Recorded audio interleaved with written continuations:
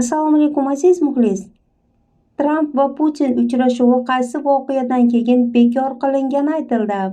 Moskva Vashingtonga Ukrainaga nisbatan qattiq talablarni tasdiqlovchi hujjatni yuborgandan so'ng, Qo'shma Shtatlar prezidentlari Donald Tramp va Vladimir Putinning Budapeshtda o'tkazilishi rejalashtirilgan uchrashuvni bekor qilgan.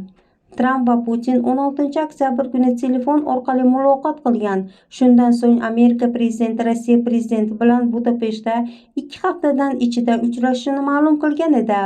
Xabarga ko'ra, ushbu suhbatdan bir necha kun o'tib Rossiya TIP Vashingtonga Moskvaning Ukrainadagi mojaroning asosiy sabablarini bartaraf etish talabini bayon etilgan memorandumni yuborgan.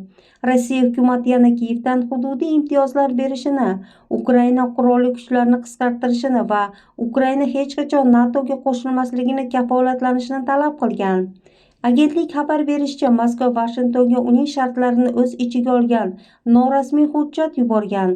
Hujjatda Rossiyaning butun Donbass ustidan nazoratni qo'lga kiritish talabi yana bir bor takrorlangan va Moskva Ukrainaga nisbatan o'zining maksimalistik talablariga amal qilish qat'iyatini taqiqlagan.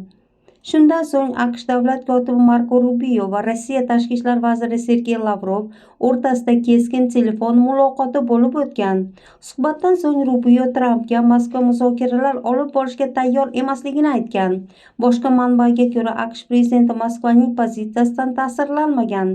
Shunga qaramay, AQSh rasmiy manbalarining qayd etishicha, Tramp Rossiya bilan Ukrainadagi harbiy harakatlarni to'xtatish bo'yicha kelajakdagi muzokaralar qandaydir taraqqiyotga olib keladigan bo'lsa, ochiqligicha qolmoqda.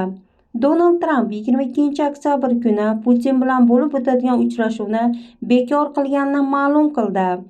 Men buni shunchaki to'g'ri deb o'ylayman. Kerak bo'lgan joyga yetamiz deb o'ylamagan edim. Shuning uchun men buni bekor qildim. Lekin biz uchrashuvni kelajakda amalga oshiramiz, dedi AQSh prezidenti.